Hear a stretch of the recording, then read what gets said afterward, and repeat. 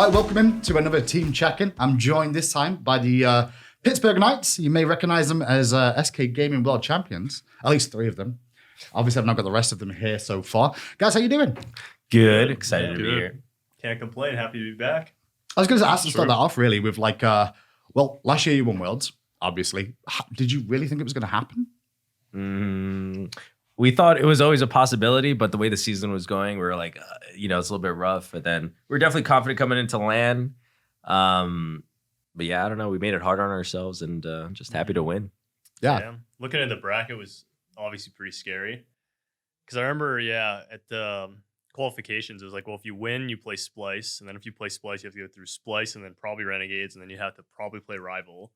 So we knew when we won that, it was going to be one of the harder brackets ever at Worlds. But at the same time, we kind of went in with the opinion, like, if you are going to win Worlds, you have to be the best team anyways. So, like, take it one game at a time. And I think we did learn a lot of things going through playing Splice and Renegades, which helped us a lot. So, at the end of the day, I think the adversity was really good for us. I've got to touch on one thing. Those finals, by the way, that game 3, that win was ridiculous. Yeah. Like, I don't normally lose my mind for the most part because I've seen a lot of stuff in Smite over the years, but I never expected that. Did you guys really think you had a shot in that game, or were you just holding out hope? I know, because that's what it kind of felt like. What did you guys feel? I'll tell you how I felt. Once we defended that mid Phoenix, I felt like we couldn't lose another fight. That's why we went out to look for another one. And we couldn't fight them near our base anyway because they could just end. So, like, I don't know. After that one fight, I felt like we just could not lose another team fight against them. Like, our comp was online finally. Regin had like 6-7 items and I was full build. And we knew the Guan fell off completely. So we were just like, okay, take one more fight and we probably just win. It was great. As a spectator, as a caster, it was a fantastic time. Thanks very much for that. But this year, like, you've come back again. Obviously, we've got the same roster, but there's been one change. Sam is out. Cuvo is in. First of all, talk to me a little bit about, do we know why Sam left? What was the decision there? Did you guys choose to kick him? Did he choose to leave? Just a little bit of backstory. I don't need all the drama, I think the fans at home really want to know what went down there.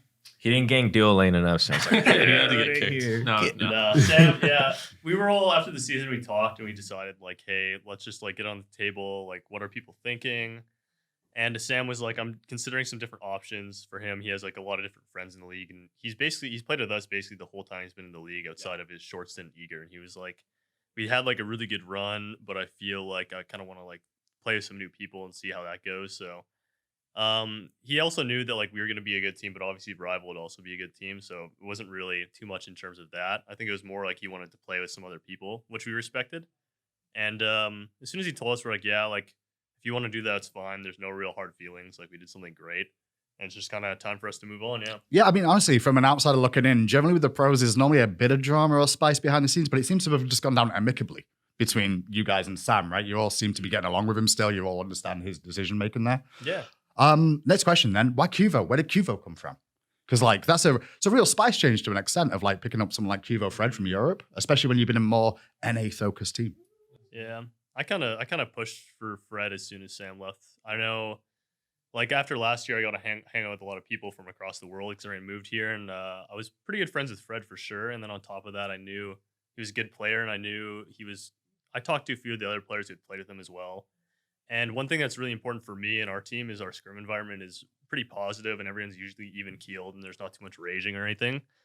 And for me, that's really important, just to be able to have fun playing practice. Because if you're not having fun playing like in practice, like what's the point of doing this kind of job if you're not enjoying it, right? So we knew he was going to be really good and a good fit for our team as well. And I felt like he was just a really talented player who could play kind of any style. So thought it'd be a good fit. Yeah, there were definitely a lot of good junglers out there for sure. But for me personally, that was kind of my top thing. And then we all talked about it, and everyone was pretty much on the same page, I think. Yeah. What did you guys think? Great hosting. Keep going. I just gotta say, dude, when you say, like, you have to enjoy practice, that's so funny because, like, half the teams we scrim have, like, meltdowns. Like, sometimes it's so funny. F6 at 2 minutes. Yeah, like, we're go going to, next. like, 4 now. That's not us. There's nothing wrong with F6 at 2. But, like, yeah, raging in practice isn't productive, right? Like, who cares if you lose or win as long as you learn something pretty well for me. I mean, Neil's saying that, but when I look across the table, these guys are like, no, do you guys rage or do you feel differently? Like, I mean, if, sometimes me and Paul, like, you know, if one of us dies, we're like, game's over for us, you know? You know what I mean? We're like, yeah. Sometimes I go like, all right, I'm useless. Or Paul goes, yeah, I'm not playing this game. Or not that he doesn't say that. Yeah, he says like, you know, the game's over for me, you know, because tanks are very OP. Yeah. So like, the game, Here we go. yeah, here we like, go. my games are like, dude, it's 1 minute in the game. Like, what are you talking about? He's trying to sell it already. Like, Listen, tanks Paul are. loses his first run. That's my game right there. Like, dude, we're a minute in the game. Like, give me a break. You don't know man. what it feels like to get an OP Circuit blinking on you with all this flat pen and like a tank with Blackthorn and Void Shield just blinking out. If you fall behind even a level, am I right, Paul? Yeah. Even a level, Yeah. it's over for you. So that's where that comes from. But you know, Do you have issues with reflect damage as a mage? I think Thorn's a little bit Here we go. ridiculous. I made a mistake. Amen. But yeah, other than that, Yeah. We're going down the rabbit hole in this one. How do you feel about getting crit though? Think it's fair? dying to RNG is, I don't know, it's not really fun. Yeah. I respect that. I respect that. That's okay though, you know. And I feel like it's not fun if you have a 90% crit and you like auto twice, you don't get 1 crit. I feel like that's why I don't build crit. I like never build crit in Really? Slime, man. Just be I'd lucky. be so mad. I live 90% crit and I don't crit. Come on, dude. Honestly, I'm down for RMG. I'm a lucky guy, so I just put my faith into Flip it. the coin. I had some good luck, yeah. So coming back like towards the start of this year, right? Now you guys obviously you've all chose to come out and play again in the SPL. You won last year and yet you're still back again. A, what's the reasoning? And B, a lot of people were like, well, some people don't want to move. You guys, 2 Canadians here, you guys have chose to come out again. Why? Love the game, man. I'm 26, turning 27 now, so and I have a degree. So like for me, All right, show off. it's pretty clear for me. Like I could do something else and Yeah. start a career and like build towards that and start moving up. But for me, it's kind of like a once in a lifetime experience and something I really love and enjoy doing. And it does pay the bills too, which is nice. So I think it's just a combination of all those things. It's just not something you're gonna really do ever again. So and if you really enjoy it, I mean, there's no real beating that in my opinion.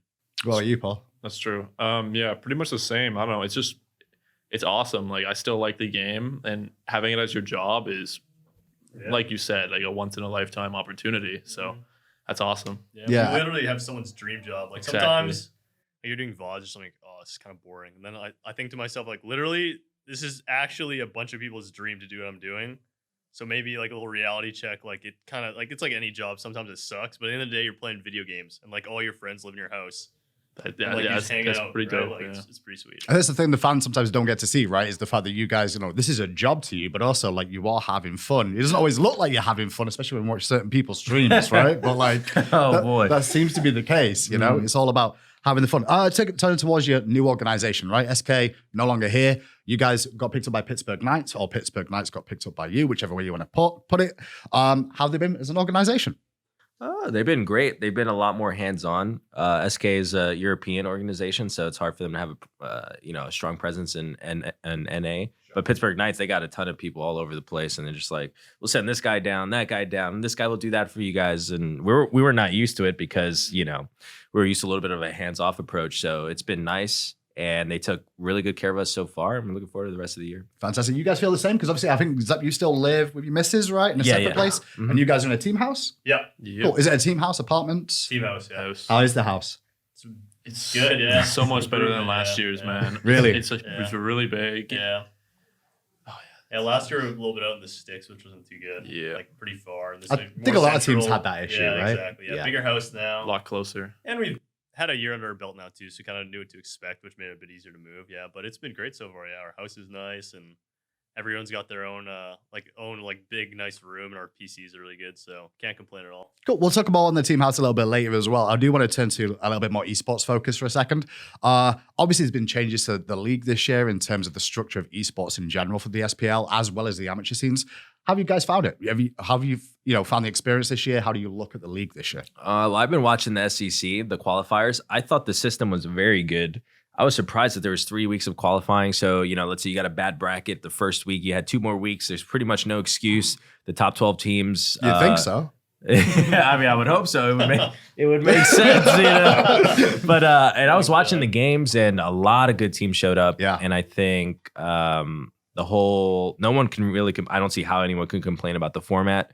I think it was really fair. Like you literally had 3 weeks to qualify, playing less competition each week. And then you had the group stage, which is, everyone's dream because you play everyone once, basically. And they're best of threes, just so you know. In those Yeah, they're groups. best of threes too, yeah. You guys had to once upon a time fight through best of one. I mean, you did for sure, Yeah, right? I mean, there was a lot of bad formats back in the day, and this one... Coop. There was a lot of bad formats back in the day. Carry on, man. yeah. Way back in the day, way back in the day. And I just thought this year was awesome, and I think there's a lot of incentive to play in the SEC. I almost want to play in the SEC, the way how good the incentives are, See that, boys? He's a replacement there if you need it. But no, honestly, and there's a lot of paths to land and all that good stuff. So I think it's very healthy for the game, and there's a lot of upcoming competition, a lot of new blood coming in. So it's exciting time, I think, for Smite Esports. Talk about SPL for a minute as well. Obviously, there's changes there too, right? Because last year, you all kind of had games to play, but they weren't every week. You kind of had little hiatuses between games. This year, you're all playing at least once a week. How do you feel about this sort of structure? Obviously, the teams have come down a little bit. Talk to me a little bit about the SPL and what you think about that.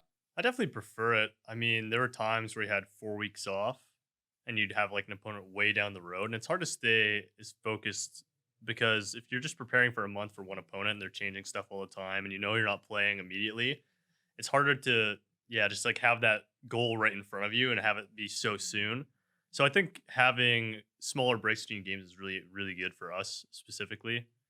And yeah, I just prefer playing weekly as well. Like sitting around and knowing you're not competing for a while. Like that's what we love to do is compete. So playing every single week is a lot of fun.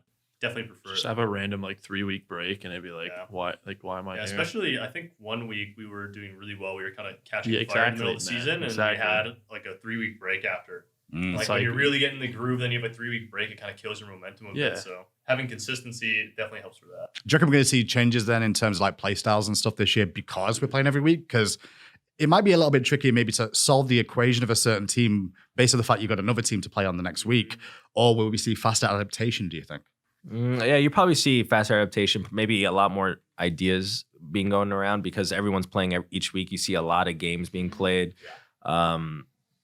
And, everyone's always focused that week. You're like, oh, I got a week next week, focused in the scrims because you see the end goal, which is the game. So I think the competition will be a little bit elevated and a little bit more consistent throughout the year. I wonder if people are going to do stuff on game day just kind of on the fly almost because when you don't have that much time to prepare for each team, I wonder if teams like when they're making adaptations are going to do like some different start they haven't really tried too much.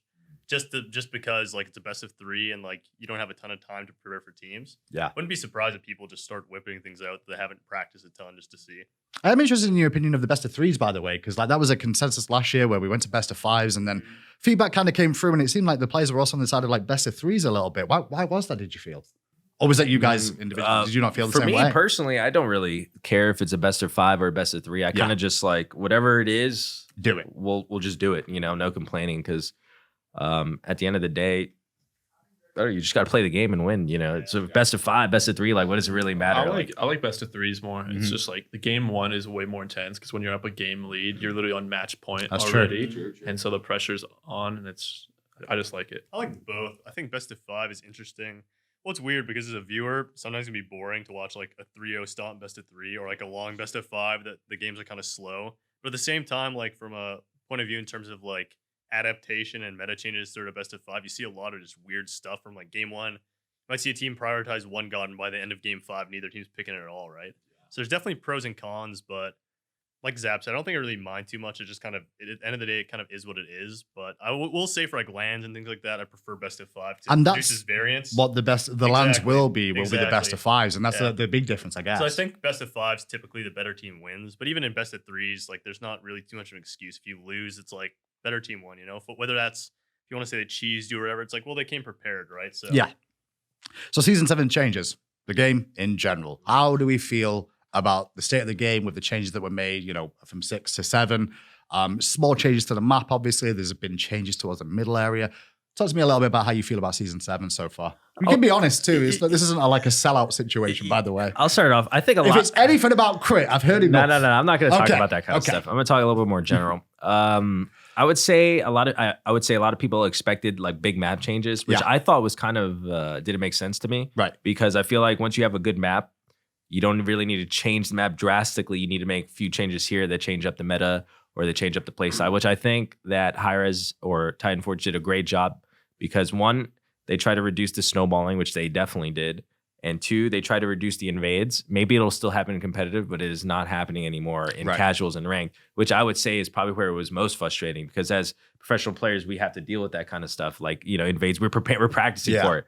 But in like the ranked scene or the casual scene, it was probably so unfun to lose in the first like 30 seconds of the game because someone stole your speed, then stole your red. Like, you're not even playing the game at that point. So I think the direction that Titan Forge took in the map changes was extremely good, and they accomplished the objective of limiting that kind of snowball, limiting the kind of invade. And now the game, at least for the first 5 minutes, is very standard, very easy to pick up if you're a new player. And it's honestly, personally, for me, who plays a lot of ranked, it's all 10 times more fun than it was last year. Yeah. That's not even exaggerating. When I played ranked, like the amount of hours every team put into learning how to deal with invades and how to invade there's just so many hours. And then when you go to ranked, you'd watch your teammates get invaded and they don't know what to do. And that's not to blame them, because we literally spent like hundreds of hours working on invades. And it just like the game's just kind of over if your jungler or your support didn't know what to do, right? So from that standpoint, like it definitely helps players that it's not their job. Yeah. But for me, I just see a bunch of scared junglers. Oh, God. Supports. Have to have some sort of consumable to stop me. Have to have free wards to stop me. Like, come on. How do you feel, Paul? Because obviously mid lane as well had, there's always been a talk about mid lane, the most farm there. You generally end up having to farm with 3 people. The mids always complain about having to share so much experience. That's me. Have you felt a difference at all so far? Man. I'm like in rank conquest right now. I feel like the % magical penetration changes are a little bit weird. But I've been enjoying it lately. But I might get I don't know. I don't know. I think it's an upgrade, but the other rank modes though are a disaster right now, in my opinion. Yeah, but conquest is good. It's funny because like the start of season 6, right? We had this sort of meta at the beginning of the year where the casuals couldn't really copy it. Like the ranked games didn't copy it because it was a very pro-focused meta. But eventually, the pro scene developed this consistent invade start of the for the jungler, and then the rank scene will just copy you guys the whole way through. So then it just ended up filtering down. It's definitely an interesting take on it. Talk a little bit about like some of the other changes, because we've got the Alpha Harpy in as well now, and more importantly for me is like that the mid area on the left hand side near Gold Fury on the other side. There's now this wall there. Do you think that makes a huge difference in terms of play style around that area? Yeah, I think like it a lot. it makes it, first off, it makes it very hard to ward red, which is a big deal, because I think it was definitely very easy last year. Ward red, keep red timer, and that's probably the most valuable buff on the map as it is currently. Why is that? Because it just gives you the biggest power spike on a buff. And it's right beside the Gold Fury. Yeah. So you're playing outside the map, there's a lot there to get. Yeah. Right? Like you do a red buff, they're not there, they're not defending it. Like we're ahead, we'll just go to gold. It's 2 feet away, right? And we have your red buff to do it better. So it does seem like it's a bit of more of a choke point though, and a bit more dangerous to like path through towards the Gold Fury through that area. Right? It's both. It's both. It's like you're a little bit safer as the team that maybe is behind. Yeah. Also, it could be more of a commitment for like the team that's being aggressive if someone jumps over the wall to flank or anything like that. So it's definitely going to make the team fight dynamic a lot more interesting. Do you find it trickier in mid, Paul, because of that? Do you worry a little bit more of that pathing area sometimes, or? I mean, I think that gods, I think gods that with jumps is way more valuable. But for your question, I think it makes it safer. No. Yeah, I think it is too. Okay. I feel like it's way harder to kill people in mid, because if you want to go to mid, it's so much more committal. Because you have to run if you want to flank something, you have to run all the way through the gold pit, and you have the one choke. And if they catch you there and you don't have a jump, you can't go anywhere.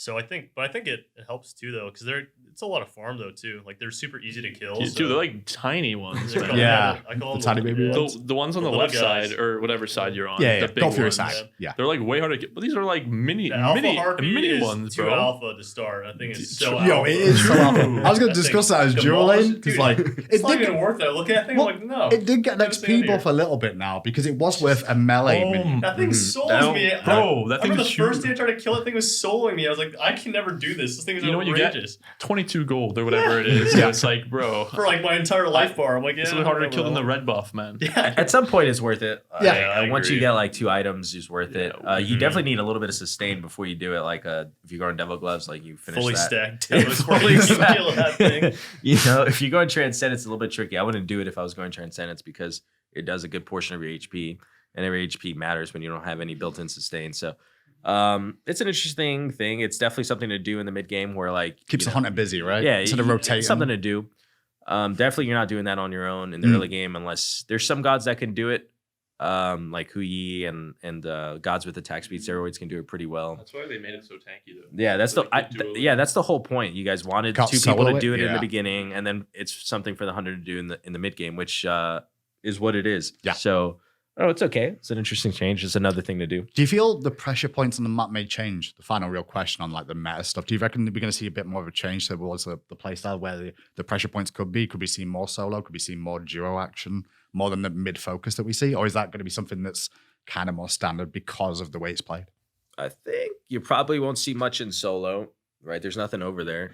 Coup, Tottenham coup. Yeah, I guess. You guys, it was secretly like really important for teams last year, supposedly, but then nobody really spoke about it until like, the end of the year. All the players like, yeah, we really want the coup, so like pressure there is really important. Yeah. I don't know. I just feel like a lot of the farm is around mid again and everything. So it'll probably just be like a lot of fights around mid and it'll stem from there. Do you feel like you kind of trap more on this duo side of the map now because of it as a support player? I think the purple spawn timer makes a pretty big difference because you like if you don't start there and their support does, since the purple spawns so much faster, you can get through your clearing rotations and make it to mid so much earlier. Like that 10 seconds makes a big difference. So I think at the start of the year for sure, it'll be different than the end of last year. But throughout the year, I mean, it's so hard to predict what will happen. Like even though you have these consumables and these wards, like until people really get into like the meat and potatoes of the meta, it's hard to say exactly like what's going to happen because like how many seasons do you really see support just sit in dual lane like all year? Like I don't think for the last 3 or 4 years we've seen that at all, no matter what you put there. No, it's because they complain about farm mainly, isn't it? Yeah. Well, the problem is once start becomes too meta, there's like, and people just start doing it and they don't even think about why they're doing it. Yeah. People start getting creative and doing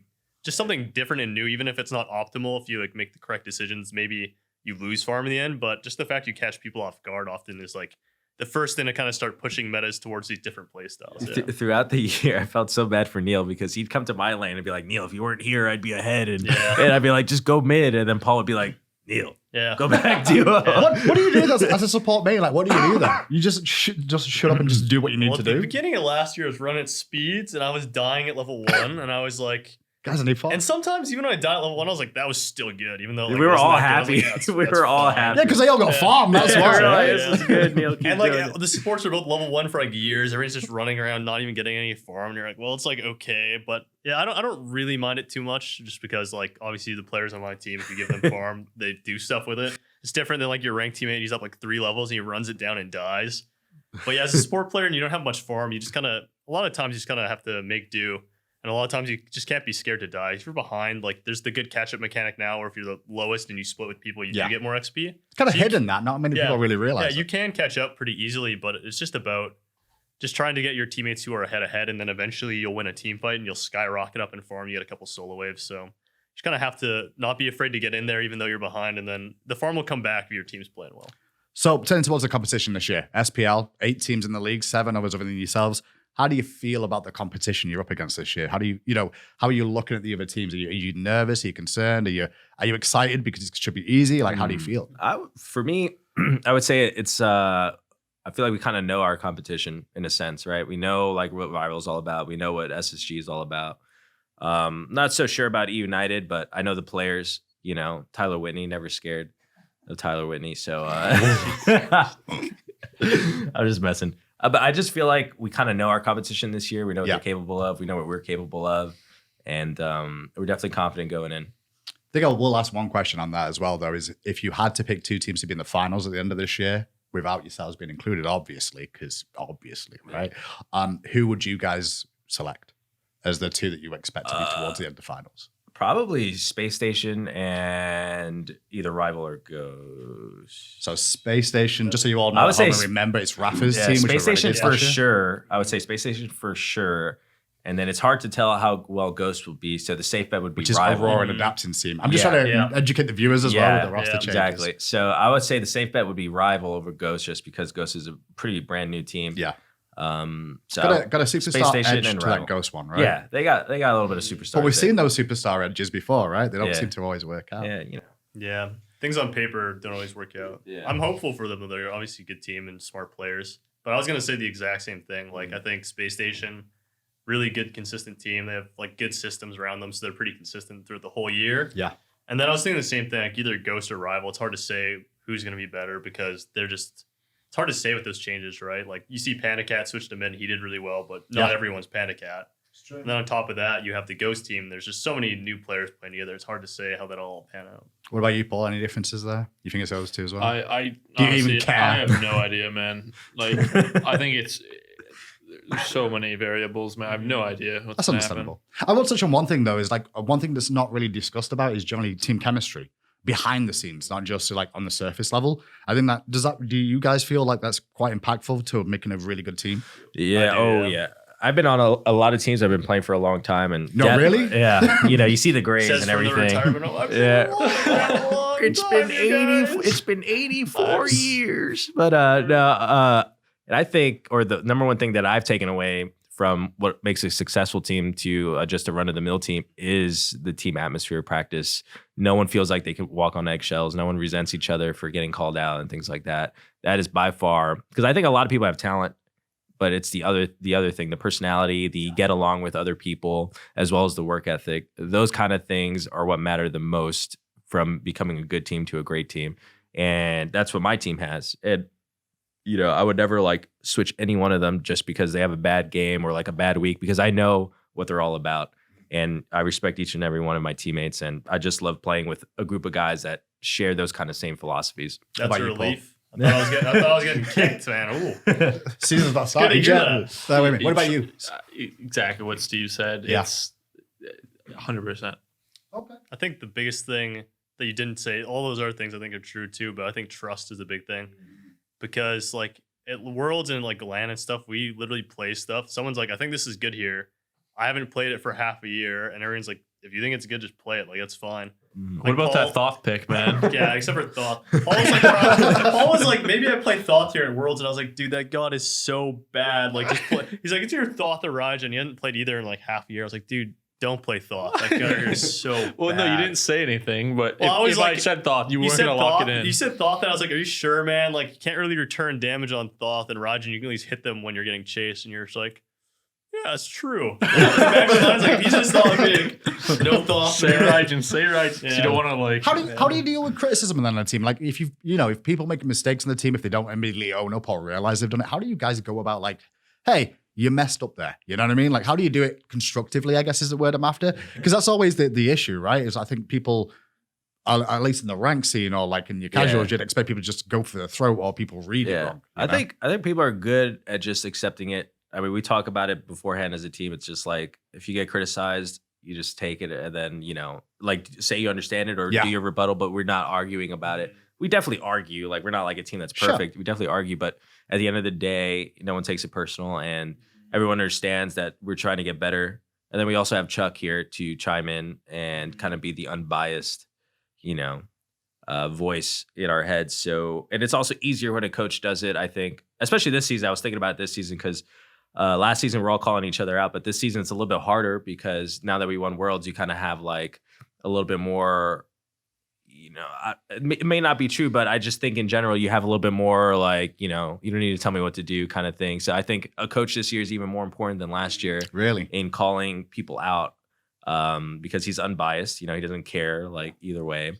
And you could resent your coach if you want. It doesn't really matter. It's funny. I want to touch on the coach thing real quick because I wasn't going to go through coaches, but I did speak to like Cherio yesterday, and like people have different views of what a coach's job is, right? No one really knows what each individual coach does.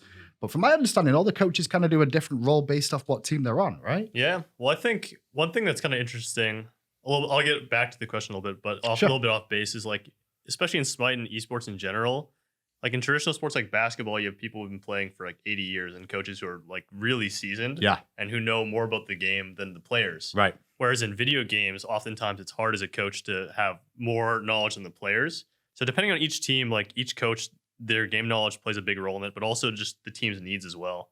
Gotcha. So for our team, like we have Zap, obviously, who's been like a super seasoned veteran. Like I don't think anyone knows more about the game than Steve.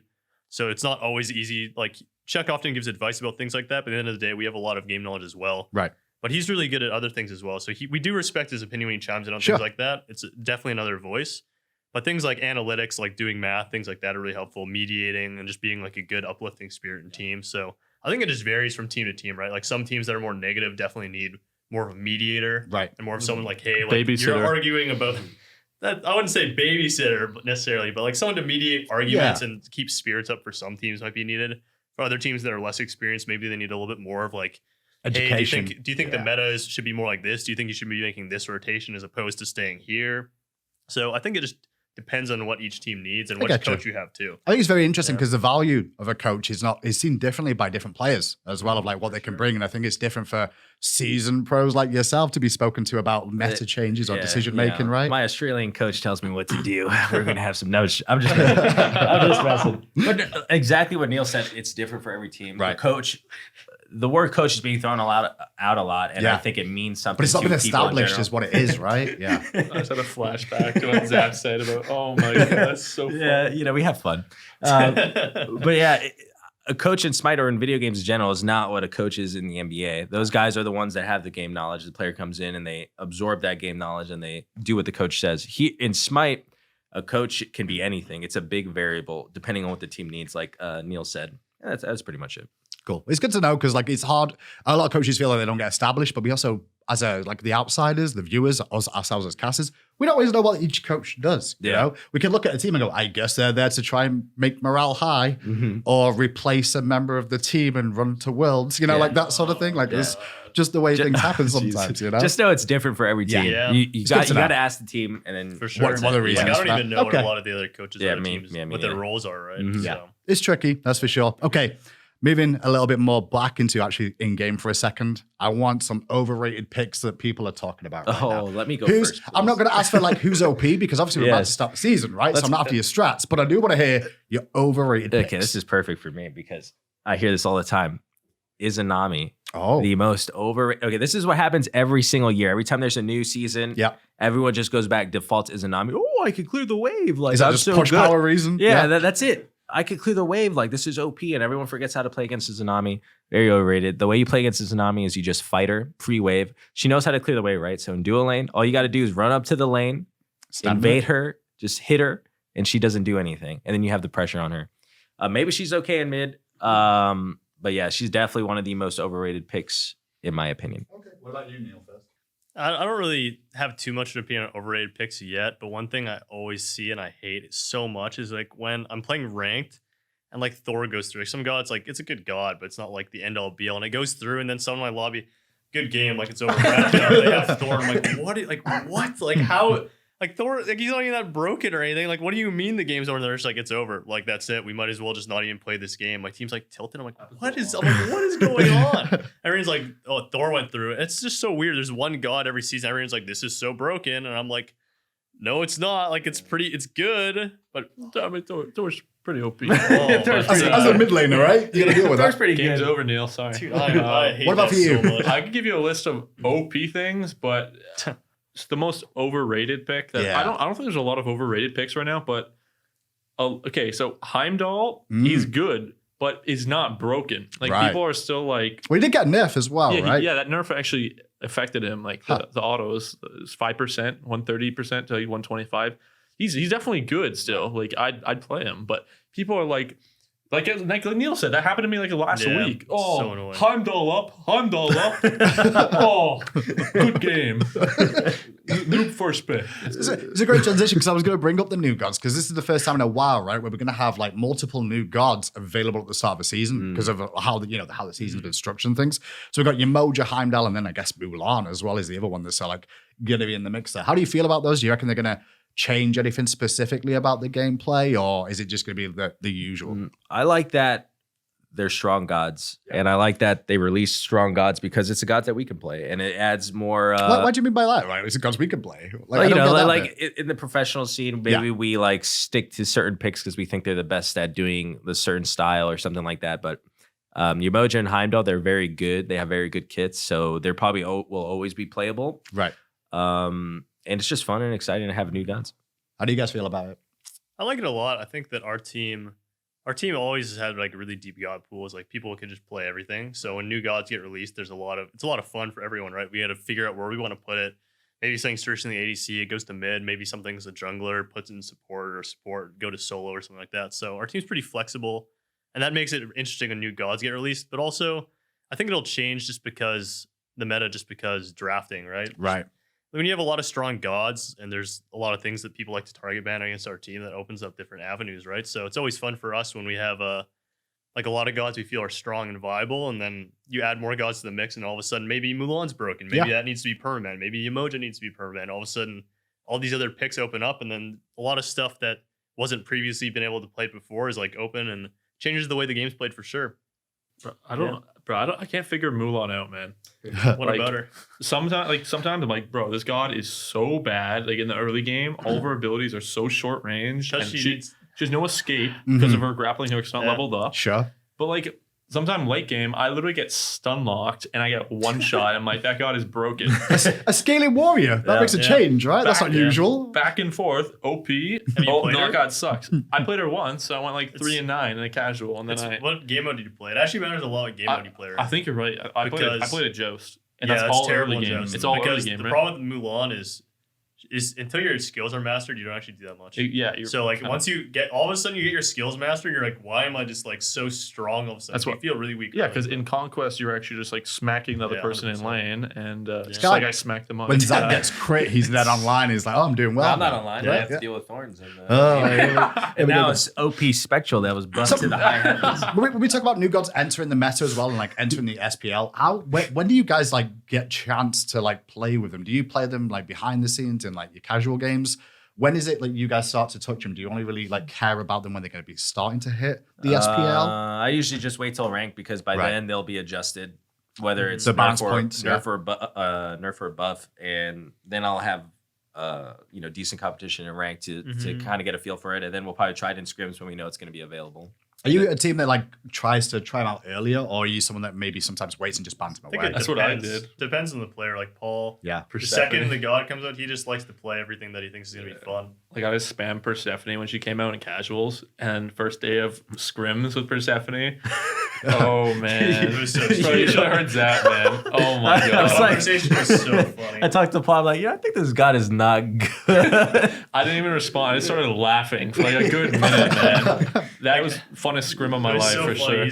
Zap's like, I think Persephone's not very good, and Paul just in his chair. I see him just laughing. He doesn't even say it. He's like, he's just giggling away. He's like, don't worry, you don't have to play her. You didn't even give an answer. He just laughed, and he's like, well, I'll show you, man. We'll see. Yeah, and then I saw the light. Yeah, but I think it just varies player to player for sure. Like Paul likes to play some of that stuff as soon as it comes out, and me just depends when you can get a hold of her. But I think I think that some players just don't really play characters enough. Like Persephone, when she came out, she was auto banned in ranked and in scrims pretty well. And if you didn't play her in casuals, you never got to play her.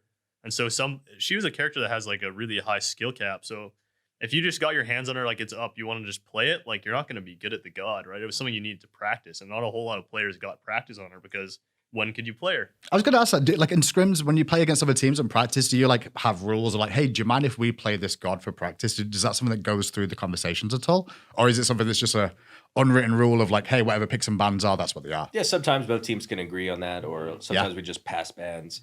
Just leave the whole field open, so to speak. Well, yeah. Okay. Depends, like if some teams have like a certain match coming up, like say they're playing against somebody who likes playing tier a lot, we're like, we hate playing tier, so we permaman, and they're like, hey, do you mind if we play tier? If we let tier through because we're playing this team, like, do you mind? Sometimes they'll say yes, and sometimes if we have a match against a team that plays tier, we'd be like, no. Right. Like we're not. That's our strat. We're not going to play against it anyways. It's not good practice. So it just kind of I get seems it.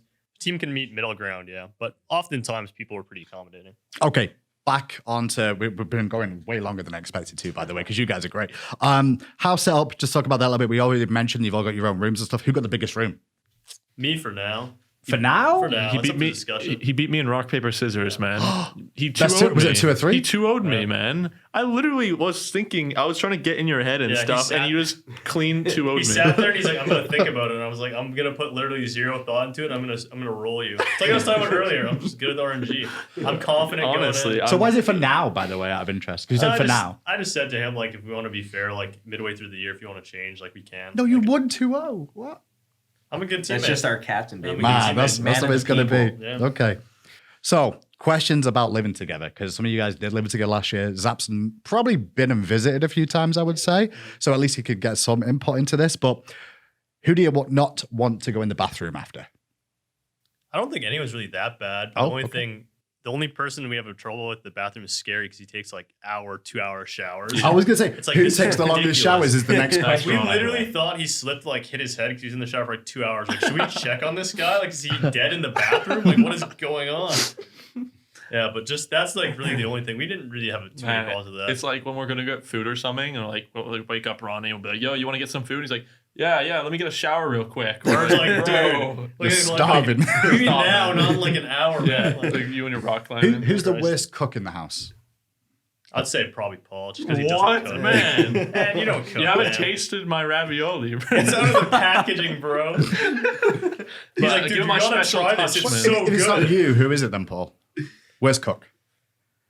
I mean, you've not seen don't know. Cuvo Maybe just myself. yet. Maybe myself. Okay. I don't know. None of us are like master chefs, but I think Paul, if he tried to cook, he'd be good. We'll see. How do you go about doing like grocery shopping and things? And do you go out as a group? Do you go out individually? As a group, yeah. Yeah? Last year we had one car. Sam was the one who had a car, so we'd all just go together. We're gonna do this year then if Sam's not Yeah, here. we're hooped. Took our MVP in our car. Like, what are we supposed to do? You should have kept it for the car, man. That should have been it. Eighth You know? place now, I guess. Yeah, yeah. It does. It is kind of annoying, but we'll probably just go all at the same time Yeah. because it's just fun to go. Like, we all like each other anyway. Do you so, like, divide your food up and stuff like that? You have your Yeah. own shelves, or is it all like, hey, get what you want? that's traditionally what we did. Is like you'd all just buy your own groceries. You'll have your own section and do whatever. But if someone like comes by and they're like, hey, like I noticed you have this. Like, can I have one? Everyone's like, yeah, it's no big deal. Like, so we do our own stuff and get all our own food, but we also don't mind sharing. That's cool. Sharing is caring. Okay, more questions about living together because these are always fun. Who's the messiest?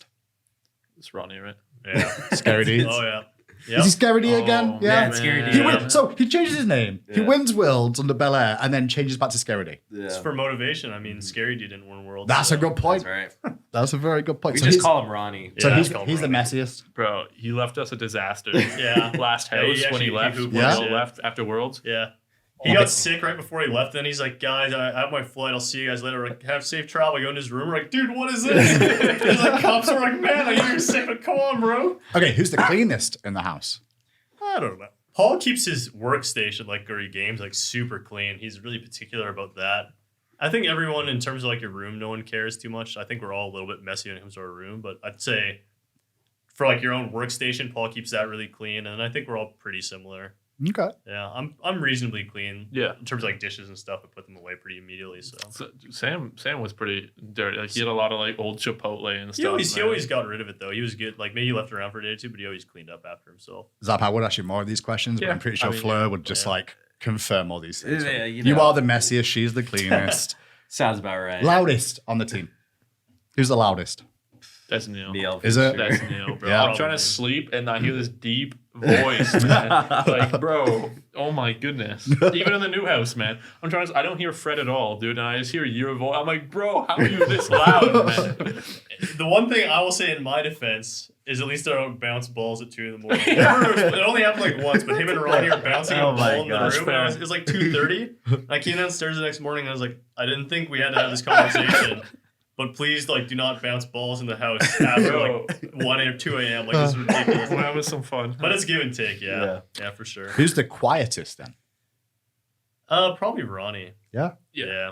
Probably, yeah. Because he's in the shower most of the time, right? So you Yeah. can just hear the shower running Yeah. for the most part. Yeah, Okay. he's a napper, so he's like oftentimes napping and showering. He's a bit of soft-spoken guy, but yeah, Paul's typically he's a little bit more quiet. But when Paul gets riled up, he can be a loud guy. Dude, exposing me, man. This is what it's for. Laziest. Who's the laziest? I'm guessing it's Ronnie because we're talking about the cleaning Probably. aspect, I'm right? leaning towards Ronnie. Yeah, Yeah. I think typically. We need to do this with the I whole like what team at it's one point. playing. You know, Yeah, just so Ronnie's there's just not a here. proper fight. It's like just picking on Ronnie for Yeah, no yeah, reason. That's right. The best time he's not here to defend yourself. You can just like, it's you, man. It's you. Be here next time. Yeah. Least intelligent. Bro. Why are you staring me down, bro? Because you're right in front of me. I think everyone on my team is pretty smart. Like maybe, like obviously person to person you vary like what you're intelligent at. Sure, It depends sure. on your definition. But I think in terms of Smite, like everyone knows their own role really well. Everyone has a lot of experience.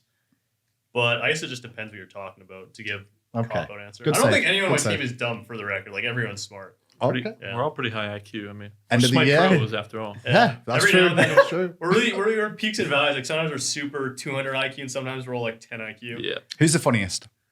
I think everyone's really funny. That's It just such depends. such hard It questions. depends. We all have our I days. know. We have our days. Sometimes Paul is just killing me, and sometimes like Ronnie's killing me. Sometimes Steve is killing me. I think we have a pretty funny team for the most part. Yeah, like Depends. The only day we're not, none of us are funny is Monday. Yeah, Monday scrims. scrims. Dude, well, aren't we taking Mondays off now or something, dude? maybe it depends. Yeah. Because we No, we're just we're depends. scrimming every day. We- Depends what our 6 game hours is a on day. our How often do you guys scrim actually out of interest? Because like a lot of people say, people talk about you guys scrim behind the scenes. Nobody really knows how many hours you guys do, right? Like, Yeah. and when we talk about scrims, I guess there's a difference between playing the game versus studying the game, right? Like, how much time do you spend on those things? I would say, again, we have like a philosophy. And again, from all the teams I've been on, I have been on teams that want to scrim all the time, don't want to scrim and all that. At the end of the day, what really matters is the quality of the practice. If you show up and scrim 30 hour or 50 hours a week and you're just going through the motions, you might as well have not a scrim. So what we pride ourselves on is when we have scrim time, whether it's double block, single block, whatever it is, you show up ready to play, ready to grind. And our terms of our scrim time, it varies. It depends. Some days we'll do like straight double blocks. Sometimes we'll take another extra day off depending on our mental situation. And that's definitely a big part, especially as you go out through the year. You kind of have to pace yourself For in a sure. sense because you don't want to get burnt out. So Yeah. Do you reckon that's going to change this year as well with the regularity of the games and stuff? Or Yeah, I think so. Yeah, well, I think just having regular games helps you stay kind of in the zone. Whereas, like, when you have 4 weeks off, like, it's hard to have that mindset where you're, like, always showing up and you're ready to play because you're, like, the next game's 4 weeks out and it's against, say, you're 4 weeks out and you're against, like, the last place team and you're doing really well. It's like, it's hard to be, like, we need to prepare as hard as we can for every team. So having weekly games will help you stay in the groove for sure. And I think, yeah, like Zap said, it's just good to have a good, it's helpful to have a good balance because a lot of the game in Smite at this point, when you're at a really high level, is about your knowledge and about your strategy, like your picks, your bans, your starts, more so than just hitting everything all the time. So having a good mental state is good for that because it keeps you thinking about the game. And the more you're enjoying the game, the more involved you are with that. So it's important to keep your mental strong so you can be creative. Okay, we're coming to the end finally. I promise you, we're getting there. I've got a couple. Well, there's 2 more questions for you, really. And the first one is I would like each of you to give me the one thing you're most excited for about the league starting up this year. The one thing that's like got you excited for this year. What about you, Zap? We'll go with you there first. I'm just excited to compete again. I had a long vacation. It was fun, but I'm ready to get back playing competitive. Man, the off season's so long. Yeah, It is, yeah. And I'm just excited to do. After my team finally won Worlds, it feels like we could finally do it, and I think we all share the same sentiment. It's just we want to win another one, And in the famous words of Tom Brady, your favorite ring is the next one, Ooh, right? So I'm just okay. really excited to compete, and that's just the bottom line. What about you, Paul? Get O'Neil first. Okay, we'll give you good time. That's okay. That's okay. You normally get drafted later on in the picks anyway, unless it's locked in. So that makes sense. Go on, Neil. Yeah, for me, it's kind of like what Zap said. For me, it was amazing to win, obviously, but at the same time, I want to be like when I retire, one of the more like the most exceptional players in terms of like accomplishments. And winning a world championship puts you there, and it's an amazing thing to do before you retire. But at the end of the day, there are these fantastic teams out there like Energy who've won twice, who've done things like that, and to be able to put yourself among players like that is something I really want to do. And we kind of have this unique opportunity that not many teams get to do to try and repeat. So It's true. yeah, for me, it's just I'm really motivated to try my best again this year because you don't get to play video games professionally forever. And when you have an opportunity like this, it's kind of squander that by not giving it your all is kind of a slight to all the other teams that you beat on your way here. What about you now, Paul? You All ready? of my SPL seasons, I've only been on this team. Basically, That's true. That's true. Yeah. During the actual season, we've never actually been like a number one on the rating, and we've always been like medium to like what were we? It was 7th. So frustrating. Yeah, like Actually, tell a lie, because I mean, the start of season 6, you guys were coming in hot based off your Worlds performance. Let's be clear. Like a lot of people had you guys touted near at the top then. yeah, that's true. I'll say that, just to be honest, because we like you never guys. I kind of feel the opposite. I think people underrated us. They're like, you just got hot at the right time. And I always then, felt like wait, you did it again Yeah. this time, right? Bro, remember we were talking with that guy, and he's just like, "Bro, you guys are gonna fall off, man." Yeah, and that then was we so won World. It's Yeah. like, Do you get that from fans sometimes though that say stuff like that to you? Like, are they that even was fans from at that an point? Oregon, I think. yeah, that's from an Oregon like told us we're that. talking with an Ori. He's like, they're like- "You guys aren't Yeah, you're gonna guys are fall like- off. Yeah, and I was like, dude, give me a win break. Worlds." Like, Yeah.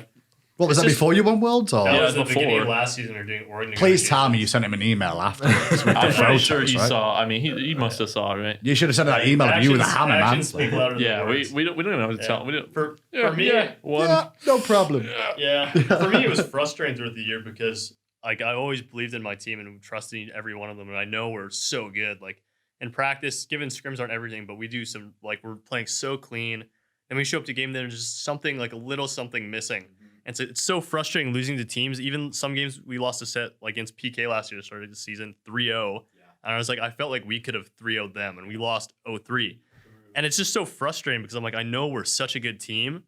But it's just like no one sees that because we keep making these small mistakes. And then finally, when everything clicks, it's like this is the team that I always knew we could be. And like That's we've what happened always at had Worlds. this, and it's just so nice to be able to show it everyone. Like, look, this is Yeah. like who we are, as opposed to like we're the 7th seed team. They're not quite they're not quite in the bottom part, but they're not quite in the top part. It's like we can compete with anybody. But we just need like that little bit of like clicking, and it just seems like when we play at tournaments, that we kind of Yeah. click a little The bit. fire comes back as I'm fair. That was the biggest thing. Like Agreed. everyone on the team knows we're good, like on our team, and I think a lot of other teams knew we were good too, but we just didn't bring it in game day. And there was, like Neil said, there was just like these little things, like you being on the same page mentally, everyone on the same page in a team fight, everyone on the same page when going for objectives, and listening to calls, and everyone just doing the same thing and having the same philosophy. And that finally happened. It didn't even happen right away. It happened after game 1 against Splice. We were just like, this is what we're gonna do. Everyone on the same It was our page. last game. If we lost that, we're out. Yeah, and then it clicked just then. clicked. It was like beautiful. You know, it was just like everyone. I remember like every time I'm screaming and stuff, we go into team fight in a game. I'm like, oh, we should have done this and that. But like in the games, I'm like thinking about the team fight in my head, and we do the team fight, and it went exactly how I was thinking about it. And I was like, okay, this is it. Like I was feeling so good, and then It's important to get hot at the right time because, like, I've heard that conversation a few years now where we're like, they just got hot at the right moment, and like, Smite is a long endurance to an extent with how the seasons are and stuff. Like, do you feel like that has some mentality of like it just clicking in place and getting hot? I think it comes down to like just being able to perform in LAN. And we got a lot of guys here that are not like, we don't get nervous at LAN or anything like that. Everyone's just ready to play. Everyone's confident in their ability. Come Is it the LAN time. fans as well? Does that help? Like the crowds and the support? Because like obviously when we talk about LAN now, I mean all the games are played at LAN. Neil's right? parents were a big addition Dude, to we our saw it. fan base. Yeah. Okay, they led the cheers. They were awesome. Yeah. I don't think I expected like us to have such a crazy like fan base that we had there. Like I mean, the cheers were incredible. People just like good Smite, I think is the Yeah, reason, right? it was just insane. Like because we were the 7th place team coming in, so. well, underdogs at that point, right? so yeah, you geared yourself exactly, up for yeah. this It was- great It run. was just so fun, man. Yeah. I don't know. It was just so fun. I appreciate the fans a lot, but when I play, I don't really know, to be honest. It was weird. I remember when we were playing the last game at Worlds, like when I'm sitting on that chair, there's so much stuff going on, a lot of stimuli coming in, but I don't notice any of it. It's just like you and the screen. And then when we were winning against Rival, like in the very last game, the only thing I noticed the whole tournament behind my monitor was like these people coming with cameras, like standing, leaning over your monitor. As you're trying to end. And that's like the moment where I knew like we were gonna win. Is because people were like sitting there taking our photos, like, oh my god, like we're gonna win, aren't we? But like Bro, the whole rest of the tournament, insane, man. until you take the headset off, and you won the set. Like I don't notice anything. Is that really hard, by the way, to stay geared in when you've got all these people flying at you with cameras and stuff? not for me? Not for No, me. you I don't really you're dialed notice it. in, right? Yeah. dialed in. You're focused. Yeah. That's cool. Man, All right, last questions, right? I'm going to let you guys go, I promise, because we're going to do some other stuff as well. I want your predictions for opening weekend, right? So I'm going to run you through the games, and you guys are Sure. going to give me your predictions, okay? E United versus Rival. Opening game, opening day. 3-0 for one team. No. I won. It can't be 3-0 because the best of threes, Yeah. first of all. Come on. Well, you get an extra win for the mental game, you know. If you beat them that Ooh, mentally, okay, you know? okay. Like the Just- pre-game, you might get a W there. Okay. E United Rival. I will go Rival. You can't wait till last this time. rival. I'll say Rival too. Okay, the fans at the moment, when I did check, this was 93% Rival, just so you know, which is pretty impressive. You guys, the Knights versus Ghost. Us. Big one. Interesting one. I don't know. Us. Nobody's gonna say ghost. So That's right. That's what I want to hear in this room from the world champions. Yeah, I'm gonna say a little bit of PK in there. I'll be honest, you've got a 15% chance of winning with the community so far. we just won worlds. I'm Yeah. I'm used to it, you know. yeah, Every single year coming. I found it really interesting that stat line is like 15% of the fans think you guys are going to win, even though you just won Worlds. But then Never you have changes. made a I roster understand change it, as yeah, well, too. right? Well, I just So- understand it. Like people see power teams. Yeah. Every single year, people on paper see as power team. They're like, those are the guys. They're gonna do it. Okay. And I mean, it's up to them to prove people right or wrong, right? So Speaking of proving people right or wrong, Sanguine versus Obey. Okay, yeah. I thought this was the interesting. game of the week, It in my is! opinion, because Just so you know, weenies. I'm going to give you a little secret here, right? And don't tell anybody else this, but when I saw Weekend and Sanguine having that conversation on Twitter, I was like, let's get that on opening weekend, What was it? I didn't please. see that. What was it? they were just talking smack, like who belonged, who didn't, Yeah. and like Oh, who I had the did see that. accolades, Yeah, who Everyone didn't. saw that. Yeah. I think Weekend misworded something and Sanguine came out and defended themselves, and I'm like, let's go. Yeah. I think that's the biggest game of the week because I think those were the two most contested teams in terms of like, do they belong? Sure, Do they want, sure. you know? And I, for one, lobbied for Sanguine because I know how important it is to have chemistry, team chemistry. Yeah. They all like each other. They're all hungry. And Obey is actually a relatively new team in terms of their roster. They have 2 new players, I believe, and they didn't do so well last year either. They had a rough time in the placements and all that kind of stuff. So I don't think people were giving Sanguine a fair shake. And that's why I think this is a huge game because if Sanguine loses this game, then a lot of people are going to be like, you see, I told you so. They didn't belong, blah, blah, blah. And if they win, then they vindicate themselves and they show that they belong. And then Obey has a lot to prove going down the year. So you just on my breakdown of the It's entire just- weekend. it's- You know my job for Who do you me. think's gonna win? However, who's going to win? I'm going to go Sanguine. Sanguine? Sanguine. Oh. Yeah, I'm going to Sanguine too. I think they've been playing together a long time. So Obey's got just so some you know, genius. Obey has been voted for 90% so Really? far. Dude, When these- I checked the stats, these it was fans and are- I wanna know 10% who's voting, 10% on Who's Sanguine. voting? Hey, Weekend's got a big fan base too, though, Yeah, to be that's fair. true, that's So true, yeah. it makes sense there. Final game, though, of the opening weekend Space Station Gaming versus Renegades. Oh my God. Space Station, 100%. 100%? Yeah. That easy? Space Station. Yeah. Awesome Jake is on the team now, you guys. That's why it's 100%. Really? Yeah. Renegades, I'm 100%. gonna say Space Station. No slight to Awesome Jake. I think it's cool he's here. We'll see how he does though. First season as a sport No, is always Space rough. Station, my Oh, opinion. why is it rough? Just out of I interest. think it's I might be a little biased, but I think it's the Sure. hardest role to step into the SPL just because For sure. I remember when I first played Sport and SPL for the first time, you just die no matter it feels like no matter where you're standing, you're dead and you're like, I didn't even know I could be dead. Isn't here. that an advantage for Jake, though, in that sense? I mean, if he's got Zap ranked power and he's like 0 and 10, and that's a blessing, maybe. Yeah, That I'm just The thinking more about deaths it. you have, like the better. That doesn't happen in SPL. Yeah. Yeah. SSG with the fans at the moment, 85% favourites. 15% have got a little bit of hope for Barrow and the boys, but Yeah. you will see. Well, you always got hope for Bear and the boys, but there's I don't know. I think it's gonna Space take them Station is a bit just of insane. time. Yeah, it's gonna take them a little bit of Yeah. time. Well, listen, I know this was a lot longer than it was planned for, but thank you so much for joining me. This was Thank you. fantastic Thanks, talking yeah, to it you was all. fun. Hopefully, Fun. we'll get some more of these done in the future. You don't even feel You the guys at time. home will be having more team check-ins in the future. Wait a second for me to end the show, Zap. Thanks, guys. Bye.